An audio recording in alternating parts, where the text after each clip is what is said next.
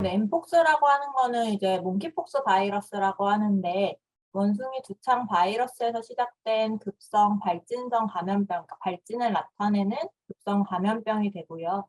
원래는 1958년도에 실험실에서 있던 사육 원숭이한테서 처음 발견된 바이러스고 70년도에 처음으로 인체 감염 사례가 발생된 이후로는 주로는 이제 콩고라든지 중앙아프리카, 그다음에 서부아프리카 이런 곳에서 열대 우림 지역에서 생기는 풍토병 형태로 원래 있던 병입니다.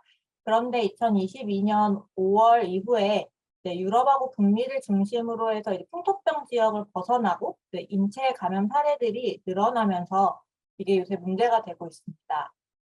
환자들은 대부분 이제 공통적으로는 통증을 동반한 발진, 그다음에 피부 병변들이 나타나고 그와 함께 바이러스 감염증이기 때문에 발열이라든지 림파선이 붓는다든지 피로, 근육통 이런 일반적인 몸살과 비슷한 증상들을 함께 호소하고 일반적으로 이런 몸살 기운들이 먼저 나타나고 1에서 4일 이후에 발진들이 나타나는 형태로 구성되고 있고 요번에 작년부터 시작되는 이제 풍토병 지역을 벗어나는 유행 같은 경우에는 발진이 이제 성기주의라든지 이런 것들에 비특이적으로 생기는 것이 특징적입니다.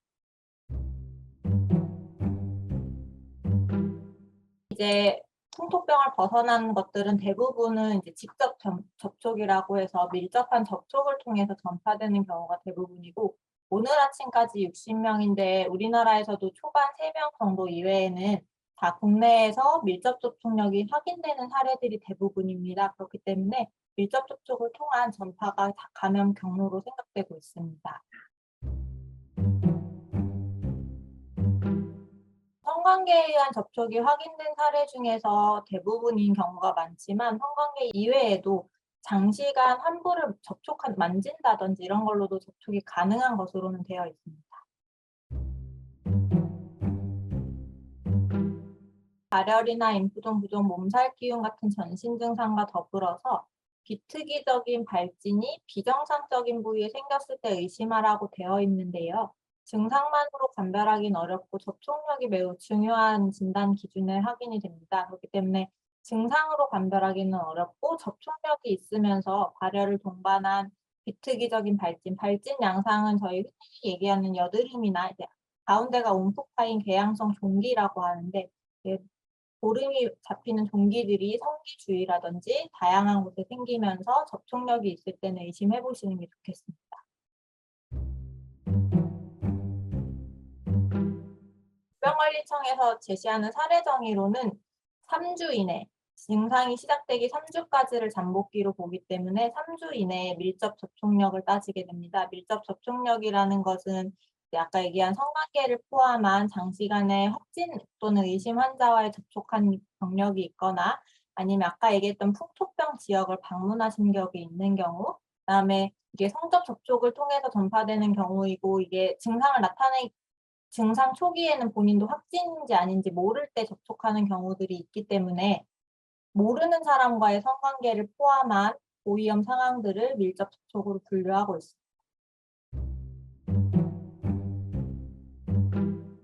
풍토병으로 발현하던 엠폭스 같은 경우에는 사망률이 한 10% 정도로 보고됐지만 최근에 나타나는 이제 전 세계적으로 유행하는 엠폭스 같은 경우에는 주로는 젊은 성인 남성을 통해서 전파되고 경증이어서 사망률이 한 1% 정도고 대부분은 저절로 낫는 질환으로 확인이 되고 있기 때문에 일반적으로는 대증 치료, 그러니까 뭐 발진이 있으면 그쪽에 이제 화포를 깨끗이 소독한다든지 열이 있으면 해열제나 진통제 같은 것을 복용한다든지 이런 대증 치료가 원칙이 됩니다.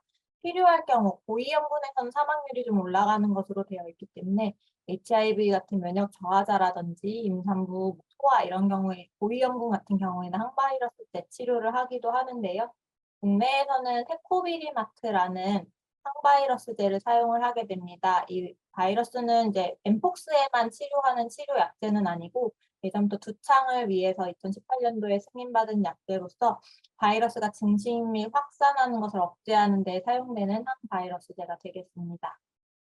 백신 같은 경우에는 현재는 이제 두창하고 엠폭스 모두를 사용하는 백신을 하고 있고 지금은 1세대, 2세대, 3세대까지 나와서 3세대 백신을 사용하고 있는데 아까도 말씀드렸다시피 감염되었을 때 사망률이 그렇게 높지 않고 그다음에 밀접 접촉을 통한 전파기 때문에 이제 코로나처럼 대유행이 될 가능성을 높게 보고 있지 않고 일반적인 전체 국민들에게 접종을 하고 있지는 않고요. 확진자를 진료해야 되는 의료진이라든지 그다음에 고위험군 노출이 있고 아직 증상이 생기시기 전 환자들에게 주로 사용하는 편입니다. 저희 이제 엠포스 300C는 제이누스라고 얘기하는데 그거는 이제 핵백신으로서 바이러스를 약독화시키는 백신이 되겠습니다.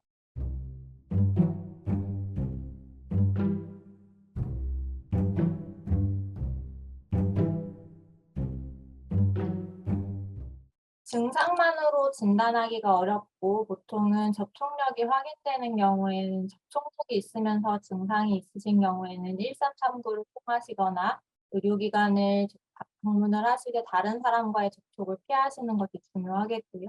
증상만 있으신 경우에는 가능성이 떨어지지만 역시나 다른 분들과의 밀접 접촉을 피하시는 상태에서 의료기관 방문을 안내해 드리고 있습니다. 앞에서 말씀드렸다시피 주요 전파 경로가 밀접 접촉을 통한 전파가 되고 비말이나 공기 전파에 대한 가능성은 좀 떨어진다고 보고 있기 때문에 코로나처럼 대유행이 될 가능성은 높지 않아서 아주 걱정하실 필요는 없을 것으로 생각되지만 모르는 사람과의 관계라든지 그다음에 밀접 접촉이 있을 때에는 증상을 유심히 살피는 것이 좋겠습니다.